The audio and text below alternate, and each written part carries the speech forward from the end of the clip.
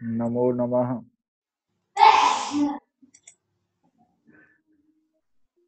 गुरुवे नमः।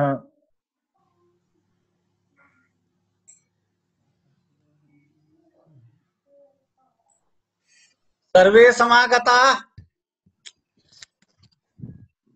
भवतां सर्वेषां भवतीनां सर्वासां च कृते एकत्रैव शुभाशीर्वादाः।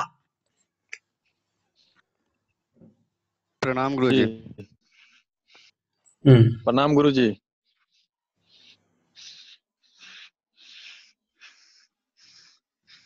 प्रणाम गुरुजी। प्रणाम गुरुजी। गुरुजी प्रणाम।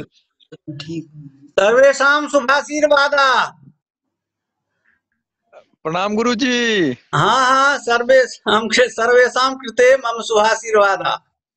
अच्छा, अग्रे सरन्तु। पूर्व का पाठ और षड्भाव विकार तक हुआ था। अब उससे आगे हम बढ़ाने जा रहे हैं। उस षड्भाव विकार में कहा गया था जो एक ही जो ब्रह्म है वो विभिन्न कला उनमें आरोपित है और विभिन्न कला को आरोपित करके उनकी जो स्वतंत्र शक्ति है काल शक्ति, उन शक्ति के द्वारा वे 6 विकार उत्पन्न करते हैं। वे 6 विकार सभी भाव पदार्थों के कारण होते हैं, यह उस दिन कहा गया था। अब इसके आगे हमको बढ़ना है। जो देखा जाए वाक्यपदीयस्थ ब्रह्मकांडस्य चतुर्थ कारिकाया अवतरणम। आज चतुर्थ कारिका पर अभी मैं व्याख्यान करने जा रहा हूँ, जिसका यह अवतरण है। अभिन्नस्यापि ब्रह्मणः सर्वकार्यजनकत्वम् उपपाद्य सांप्रतम सर्वव्यवहार हेतुत्वम् उपपादयति। वे जो पूर्व में जो कहे गए हैं जो अभिन्न ब्रह्म है, अभिन्न ब्रह्म होते हुए भी सभी कार्यों के जनक हैं, इस बात को पहले कहा गया है। अभी सांप्रत माने इस समय सर्व व्यवहार हेतुत्वम, उन ब्रह्म में सर्व व्यवहार हेतुत्व है, माने सभी व्यवहार के वे ब्रह्म कारण होते हैं। अब इसी के संबंध में यह कारिका मैं अभी व्याख्यान करने जा रहा हूँ। कारिका है चौथी कारिका। एकस्य सर्वबीजस्य यस्य चेयमनेकधा भोक्तृ भोक्तव्य रूपेण भोग रूपेण च स्थिते। अन्वय सर्वबीजस्य यस्य एकस्य इयं स्थितिः अनेकधा भोक्तृ भोक्तव्य रूपेण भोग रूपेण च प्रवर्तते। यह अन्वय हुआ। अब इसकी व्याख्या आप देखें। सर्वबीजस्य यस्य एकस्य ब्रह्मणः इयं तत्त्वान्यत्वाभ्याम अनिर्वाच्या ब्रह्मत्वेन ब्रह्म भिन्नत्वेन च वक्तुम अशक्या शक्ति रूपा स्थिति।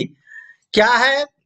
कहते हैं जो वे जो एक ब्रह्म है सबों के कारण है, इसलिए उनको सर्वबीज कहा जाता है।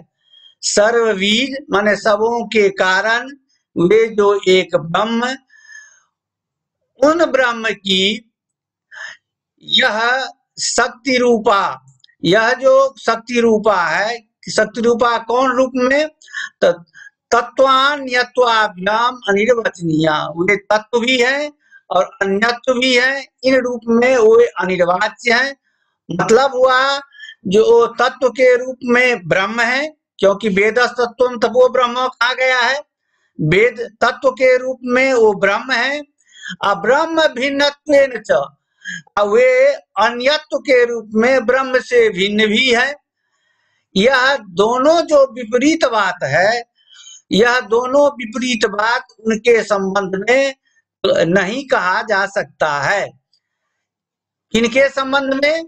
उस ब्रह्म की जो शक्ति रूपा है उनके संबंध में। ब्रह्म की जो शक्ति रूपा स्थिति है वो ब्रह्म, उनको न ब्रह्म कहा जा सकता है और न ब्रह्म से भिन्न कहा जा सकता है। वही शक्ति रूपा स्थिति अनेकधा माने अनेक प्रकार से भोक्तृ भोक्तव्य रूपेण भोग रूपेण च लोक व्यवहाराय प्रवर्तते। वही शक्ति रूपा स्थिति अनेक प्रकार से भोक्ता के रूप में, भोक्तव्य के रूप में और भोग के रूप में लोक व्यवहार में प्रचलित है। लोक व्यवहार को की चलाने वाली है। वही शक्ति रूपा स्थिति अनेक रूप में, कौन कौन रूप? भोक्ता के रूप में, भोक्तव्य के रूप में और भोग के रूप में लोक व्यवहार को आगे बढ़ाने वाली है, चलाने वाली है। थोड़ा अब आगे बढ़े तो भोक्ता। अब भोक्ता का मतलब क्या होता है? तो पुरुष, हम लोग जैसे हैं तो हम लोग जो हुए भोक्ता। अब भोक्तव्य का मतलब क्या हुआ? तो भोक्तव्य माने हुआ विषय। विषय क्या है? तो विषय जो है तो विषय के अंतर्गत रूप, रस, गंध, स्पर्श और शब्द आते हैं। विषय के अंतर्गत रूप, रस, गंध, स्पर्श और माने शब्द आते हैं, जिसमें रूप का दर्शन हम आंख से करते हैं, नेत्रेंद्रिय से। रस का अनुभव हम जी से करते हैं, रसनेन्द्रिय से करते हैं। गंध का अनुभव हम घ्राणेन्द्रिय यानी नासिका से करते हैं। स्पर्श का अनुभव हम त्वक से करते हैं यानी चमड़ा से करते हैं। और शब्द का हम अनुभव कान के द्वारा करते हैं। श्रावण प्रत्यक्ष शब्द का होता है। इस प्रकार रूप, रस, गंध, स्पर्श और शब्द इसके विषय हैं। और आगे है भोग। भोग क्या है? तो उन रूप, रस, गंध, स्पर्श और शब्द के जो विषय हैं, उस विषय के भोग से जो उत्पन्न सुख और दुख है उसका अनुभव करना, उसका अनुभव करना ही भोग है। माने विषय के उपभोग से उत्पन्न जो सुख दुख उसका अनुभव करना ही भोग है। आप समझ गए? भोक्ता, भोक्तव्य, भोग क्या है? अर्थात एक ही ब्रह्म जो है वे उनमें सभी प्रकार की शक्तियां हैं। सर्वशक्ति प्रमाणे न सिद्धे। केवल अविद्या कल्पितस्य भाव भेदस्य अपारमार्थिकत्वात्। केवल अविद्या कल्पित माने अवास्तविक, अविद्या माने अवास्तविक, अवास्तविक जो भाव भेद है वे भी अपारमार्थिक हैं। पारमार्थिक नहीं है, अपारमार्थिक हैं। फिर भी कार्य नानात्व नियमान, फिर अनेक कार्यों के रूप में वे अपारमार्थिक जो भाव भेद हैं वो प्रकट होते हैं। उनको शक्ति भेद कहा जाता है। वो शक्ति भेद एकस्यैव युक्तो, वे एक ही परब्रह्म से युक्त हैं। उनको उन परब्रह्म को यदि हम कहेंगे जो शक्ति भेद से अनंत है, यह नहीं कहा जा सकता है। न तो स्वरूप भेद, उनमें स्वरूप में भेद नहीं है, वे एक ही हैं। उनकी जो शक्ति है, उनकी शक्ति में शक्ति में भेद है। शक्ति के कारण, शक्ति जो है अविद्या कल्पित है और वास्तविक है। शक्ति के चलते अनेक भेद प्रतीत होते हैं, वास्तव में उनमें भेद नहीं है, उनका स्वरूप भी एक ही है। ठीक है, यह कारिका समाप्त हो गई। अब आगे हम बढ़ाते हैं। पंचम कारिका है, उसका अवतरण। एवं प्राप्यस्य ब्रह्मणः स्वरूपम उक्त्वा तत्प्राप्त्युपाय माह। कहते हैं इस प्रकार माने पूर्वोक्त प्रकार से ब्रह्म का स्वरूप कहा गया। ब्रह्म क्या है, उनका स्वरूप कहा गया। अब उन तत्प्राप्त्युपायम आह, अब उनकी प्राप्ति का क्या उपाय है, अब उनकी उन ब्रह्म की प्राप्ति का क्या उपाय है। तो उपाय माने साधन, उन ब्रह्म की प्राप्ति का साधन क्या है, वह आगे की कारिका में कहने जा रहे हैं। तो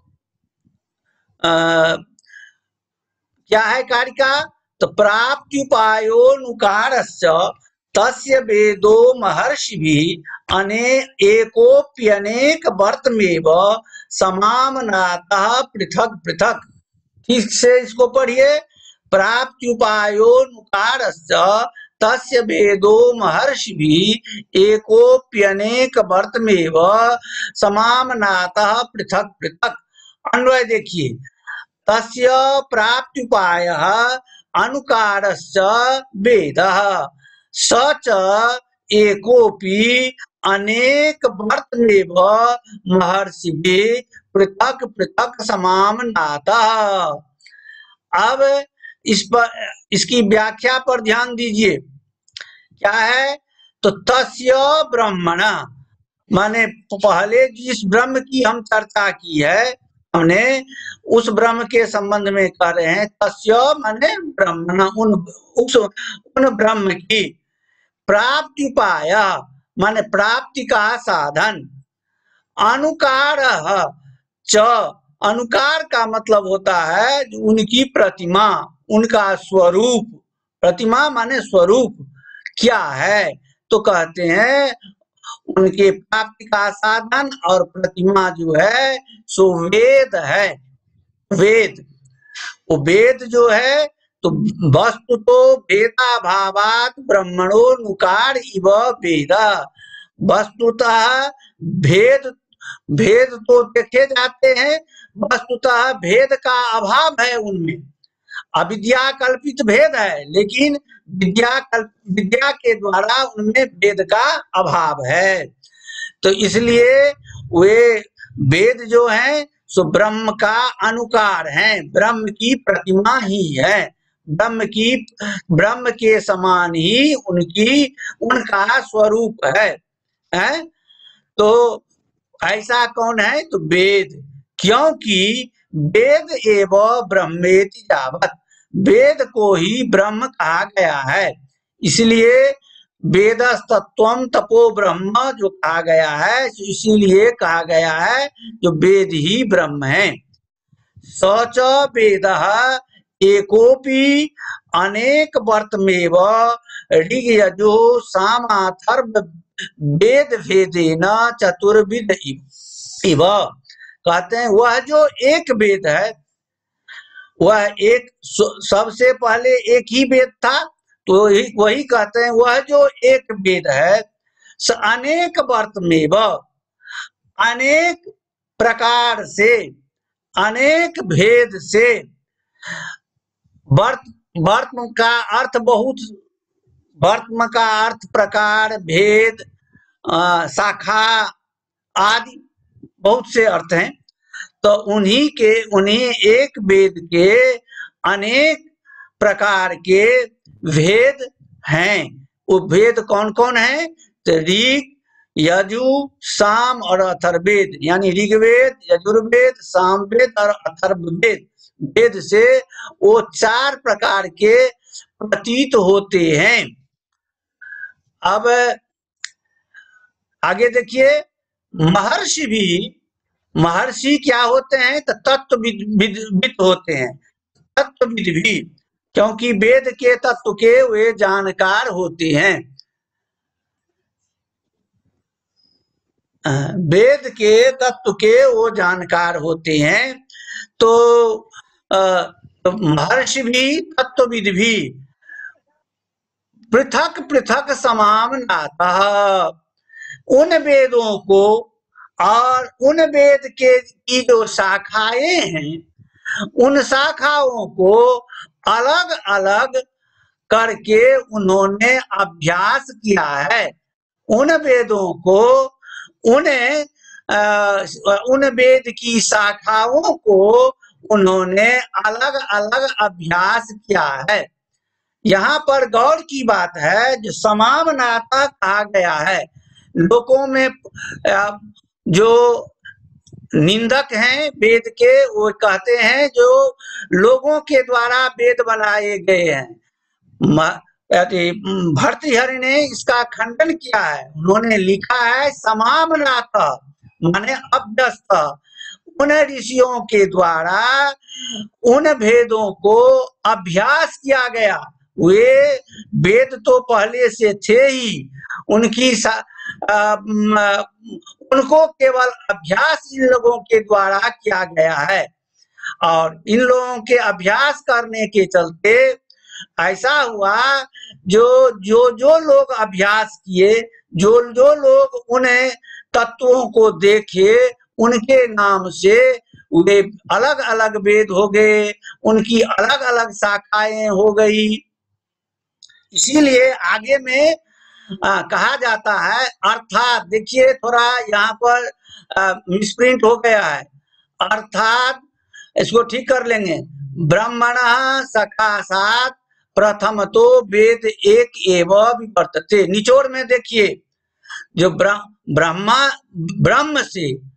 ब्रह्म से सबसे पहले एक ही वेद निकले।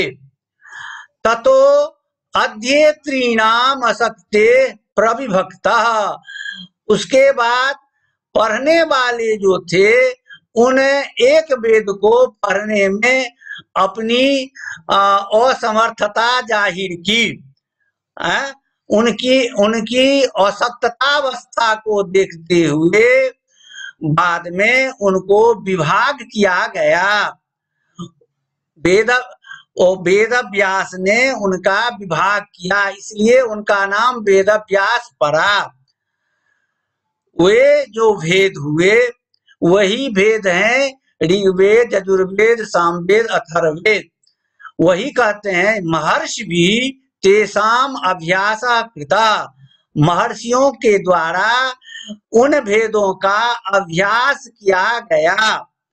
तथा च अध्ययन कर्तॄणाम ऋषीणाम नाम भी, इस और अध्ययन करता जो ऋषि हुए उनके नाम से वे भेद जग जाहिर हुए। और उनकी जो शाखाएं हैं उनकी शाखाएं भी उन ऋषियों के नाम से प्रसिद्ध हुई। भागवत में भी कहा गया है, जो चातुर्होत्रम कर्म शुद्धम प्रजानाम वीक्ष वैदिकम यज्ञ संतत्ये वेदमेकं चतुर्विधम। ऋग्यजुः सामाथर्वाख्या वेदा सत्वार उद्धृता तत्र वेदधरः पैलः सामगो जैमिनी कवि वैशंपायन एवैको निष्णातो यजुषामुत धर्मांगिरसा मासीत सुमंतुर्दारुणो मुनि। देखिए, सभी यज्ञों में 4 प्रकार के होता होते हैं, जिसमें एक होता, दूसरा अध्वर्यु, तीसरा उद्गाता, चौथा ब्रह्मा। तो सभी वेदों की जरूरत होती है और वैदिक कर्म में सबों की उपयोगिता है। तो इन सबों की उपयोगिता को देखते हुए वेद विहित कर्मों के संपादन के हेतु उन वेद को 4 भाग में विभक्त किया गया। वे वेद हुए ऋग्वेद, यजुर्वेद, सामवेद और अथर्ववेद। उन वो विभाजन के बाद स्वयं वेदव्यास ने अपने 4 शिष्यों को वे वेद ग्रहण करवाए। वे 4 शिष्य कौन कौन हुए? तो ऋग्वेद धरह पहिला, पहले नाम के जो आचार्य थे उनको ऋग्वेद का ज्ञान कराए। साम को जैमिनी कवि, जैमिनी ऋषि को साम वेद का ज्ञान कराया गया। वैशंपायन एवं को यजुर्वेद का ज्ञान वैशंपायन को कराया गया और अथर्ववेद का ज्ञान सुमंतु ऋषि को कराया गया। इस प्रकार वे 4 आचार्य चारों वेद के हुए। अब उनसे जो उनकी जो शाखाएं हुई, उन वेदों की जो शाखाएं हुई, वे शाखाएं भी बहुत सी हुई, जो हम आगे कहेंगे। तो वे शाखाएं उन ऋषियों के नाम से भी प्रसिद्ध हो गई। वे शाखाएं भी उन ऋषियों के नाम से प्रसिद्ध हो गई। जैसे साकल शाखा, बाष्कल शाखा आदि हैं, माने माध्यन्दिनी शाखा, कठ शाखा, माने जिस शाखा को जिन ऋषियों ने अध्ययन किया उनके नाम से वे शाखाएं व्यवहृत होने लगी। इस प्रकार यह जो कारिका है, इस कारिका का भी व्याख्यान समाप्त हुआ। अब आगे जो कारिका है उसको हम टंकन नहीं कर सके। आप लोगों के पास में किताब होगी, थोड़ा किताब देखें। मैं किताब से ही उसको पढ़ा रहा हूं, अभी यहाँ पर लिखा हुआ नहीं है। हाँ, तो देखा जाए आगे की कारिका क्या है। आगे की कारिका जो है तो उसका उद्धरण है, उसका अवतरण है। इदानीं ब्रह्म प्राप्त्युपायस्य वेदस्य स्वरूप कथनेन महात्म्यम आह। कहते हैं अभी तक तो हम वेद ब्रह्म है और ब्रह्म प्राप्ति का साधन क्या है, ब्रह्म प्राप्ति का उपाय क्या है, इसको मैंने कहा। अब और उनका स्वरूप क्या है वह भी कहा। अब उनका महात्म्य क्या है, उसे वेद पुरुष का, उस शब्द ब्रह्म का महात्म्य क्या है, अब वो महात्म्य कहने जा रहे हैं। अब उन महात्म्य में क्या कहते हैं, थोड़ा इस पर आप ध्यान दें। तो भेदानाम बहुमार्गत्वम, भेदानाम बहुमार्गत्वम कर्मण्येकत्र चांगता, शब्दानाम यत शक्तित्वम तस्य शाखासु दृश्यते। भेदानाम बहुमार्गत्वम कर्मण्येकत्र चांगता, शब्दानाम यत शक्तित्वम तस्य शाखासु दृश्यते। ठीक है, देख रहे हैं। जिनके पास में किताब है सब अपना किताब देखेंगे। तो अब क्या कहा गया है, जो तस्य वेदस्य, वे जो वेद हैं उनके भेदा, उनके भेद कौन है, तो ऋग्वेद, यजुर्वेद, सामवेद और अथर्ववेद, ये 4 उनके भेद हैं। उन भेदों के भी बहुमार्गत्वम, उनकी भी बहुत सी शाखाएं हैं, उन वेदों की भी बहुत सी शाखाएं हैं। महाभाष्य में का वो अंश हम पढ़ाए नहीं है, लेकिन यहाँ पर उसकी जरूरत पड़ गई है, इसलिए हम संक्षेप में उस अंश का हम उद्धृत करते हैं।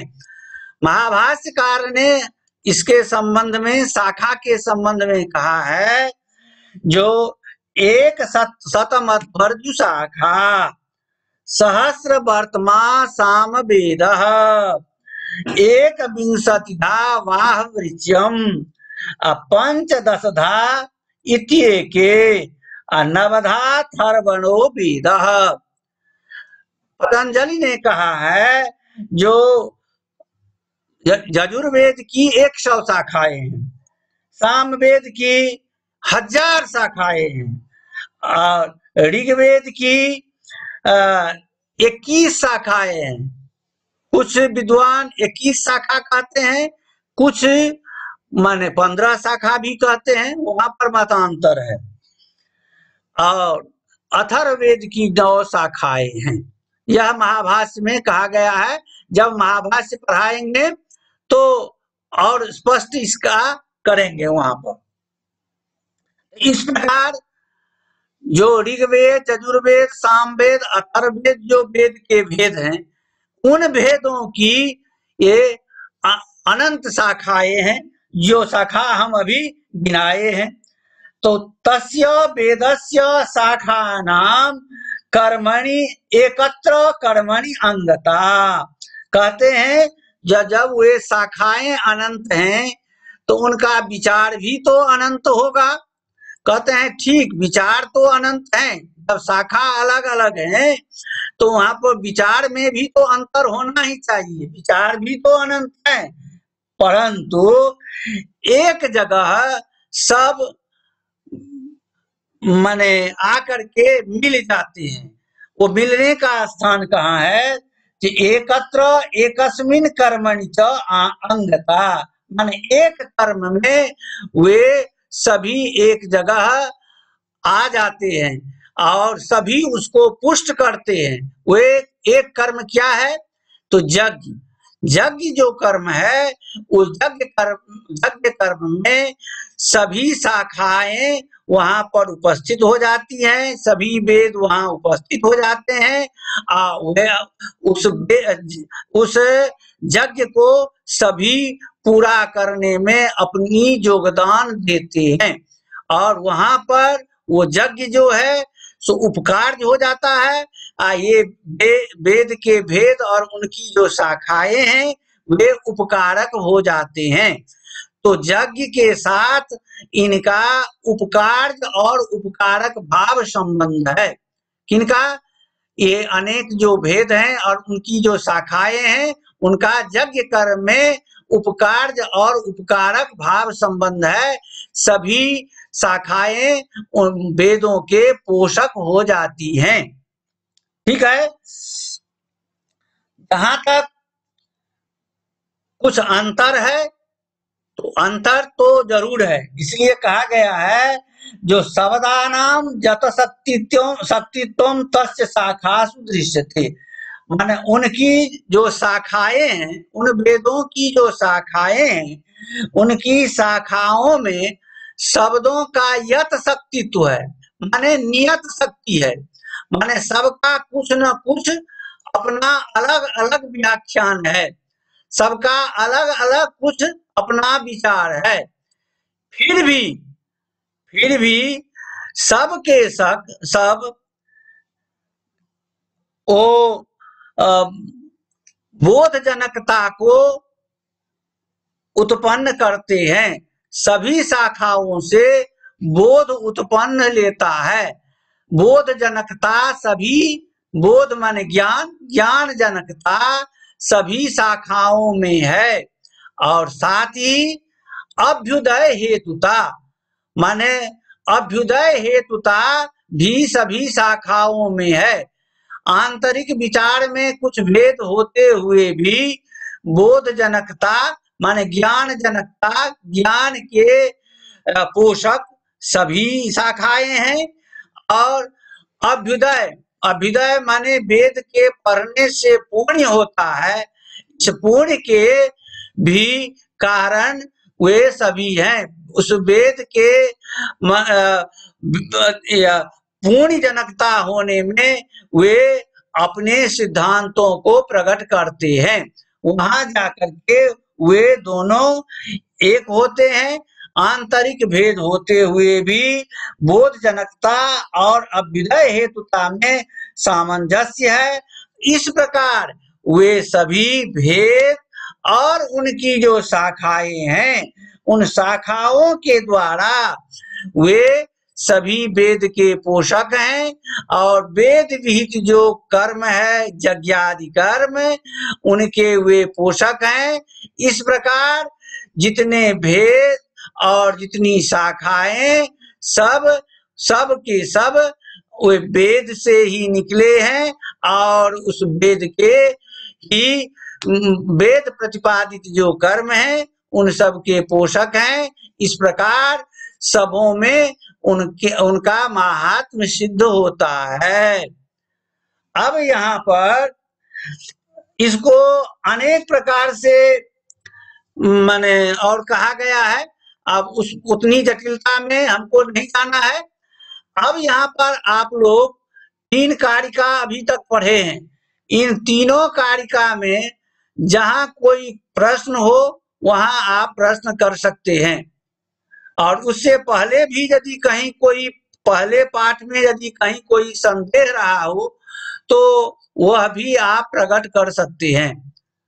अब प्रश्नोत्तर समय है, क्योंकि अगले दिन हम महाभाष्य पढ़ाएंगे, क्योंकि इसमें महाभाष्य के तत्व बीच बीच में बहुत से आए हुए हैं। जैसे शब्द ब्रह्म, अब वो शब्द ब्रह्म है, शब्द ब्रह्म का स्वरूप क्या है, इस सब का विचार जो है सो महाभाष्य में है। इसलिए महाभाष्य को हमको आगे बढ़ाना है। आज भी हम शाखा के संबंध में महाभाष्य का विचार दिए हैं, तो वो सब भी हमको आगे बढ़ाना है। इसलिए इसके पोषक के रूप में हमको अगला दिन महाभाष्य को पढ़ाना है। इसलिए अभी तक वाक्यपदीयम में जहाँ जो कोई संदेह रहा हो, जो कोई कुछ पूछने की इच्छा हो, आप लोग निर्भीक होकर के पूछें।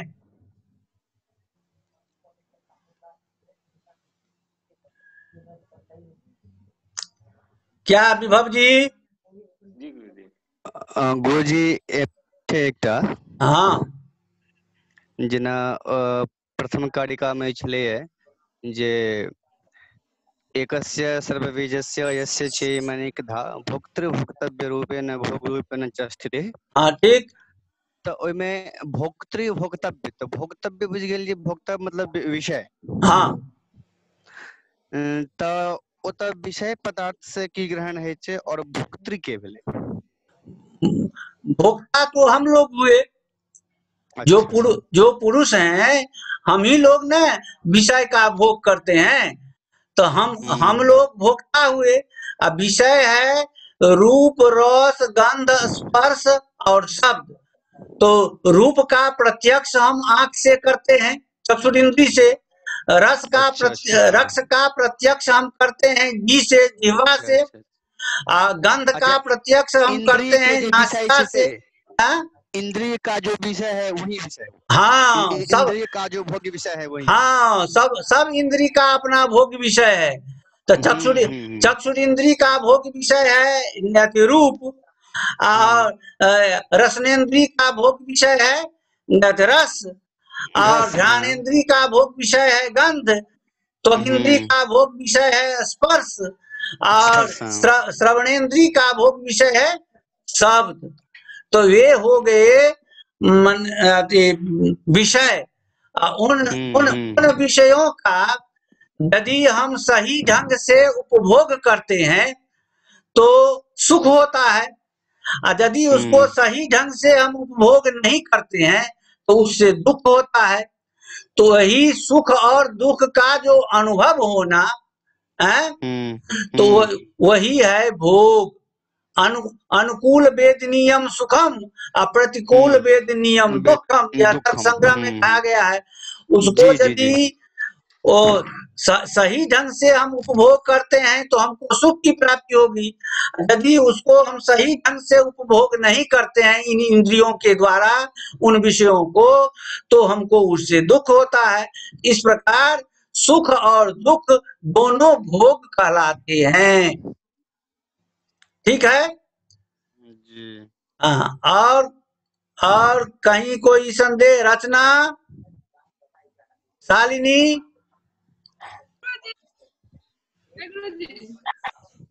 क्या कुछ कहना है? विभव जी। जी, जैसे हाँ। वेदांत को पढ़ते हैं तो वहाँ शुरू में ही लिखा रहता है वेदांत या उपनिषद पढ़ने से ब्रह्म की प्राप्ति होगी, और जो भी शास्त्र है तो उसमें लिखा रहता है इस शास्त्र को पढ़ने से मोक्ष आदि की प्राप्ति। तो यहाँ जो 5वीं कारिका में है प्राप्ति उपायो अनुकारश्च तस्य वेदः, वेद ही हम पढ़ लेंगे, ये क्यों पढ़ेंगे फिर? तो वो वेद का अंत भाग न हुआ उपनिषद, वो तो वेदे, उपनिषद भी तो वेदे है, तो उसको हम वेद से अलग कैसे करेंगे? इसको वेद से हम अलग नहीं कर सकते हैं। अच्छा, और कुछ? अच्छा, विनय बाबू, विनय, बोला जाए, कहीं कोई संदेह हो तो? विनय जी गुरु जी। हाँ, छठा कारिका भेदानां बहुमार्गत्वम्। हाँ, तो अब भेदा नाम का अभिप्राय क्या है? वेद एक, सबसे पहले वेद एक ही था, उसका भेद किया गया, तो भेद जब हो गया तो 4 प्रकार के हो गए। वो 4 प्रकार के जो वेद हैं, ऋग्वेद, यजुर्वेद, सामवेद, अथर्ववेद, उनके उन वेदों की भी अनेक शाखाएं हैं। अब अनेक शाखा कौन कौन है? तो वो तो महाभाष्य में कहा ही है, जो एक शतमध्वर्य शाखा, सहस वर्तमान साम वेद, एक विंशतिधा वृक्षम, पंचदशधा इत्येके नवधा थर्मणो वेद, यह कहा गया है। तो उन शाखाओं के जो रचयिता हुए, तो वे रचयिता जो अलग अलग शाखा बनाए, तो उनकी दृष्टि में तो कुछ अलग अलग बातें आई, तब ना अलग अलग शाखा बनाए। 4 ठो वेद तो था ही, तो अलग अलग शाखा क्यों बनाए? तो जब तात्विक दृष्टि से उन लोगों में कुछ कुछ अंतर समझ में आया, तो वो अलग अलग शाखा बना दिए।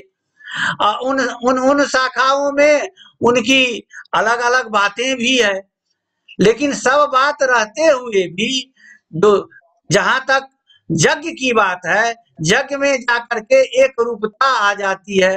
यज्ञ को सभी लोग मानते हैं, यज्ञ का सभी शाखाध्यायी जो पढ़ने वाले शाखाध्यायी जो थे, सो सभी उनके पोषक हुए। तो इस प्रकार सब पोषक हुए, तो वो यज्ञ के पोषक हुए, तो वहां पर जाकर के अंगता सबों की आ जाती है। फिर भी आंतरिक जो अंतर है, वो अंतर सभी में है, लेकिन बोधजनकता, वेद की जो बोधजनकता है, और अभ्युदय हेतुता, अभ्युदय माने उन्नति, अभ्युदय हेतुता पूर्ण जनकता, अभ्युदय हेतुता और पूर्ण जनकता, अभ्युदय उन्नति की प्राप्ति और पुण्य की प्राप्ति सबों से ध्वनित होती है, सभी उसके पोषक वो शाखाएं होती हैं। के जी जी जी गुरु जी। और कहीं कोई शंका? अब समय भी समाप्त होने जा रहा है, तो अब यदि कोई शंका हो जिनके माथा में, तो वो हमको फिर आगे दिन पूछ लेंगे, पूछने में कहीं कोई हर्ज नहीं है। ठीक है जी गुरु जी। हाँ, तो अब नमामि हम। हाँ, खूब खूब आशीर्वाद। गुरु जी।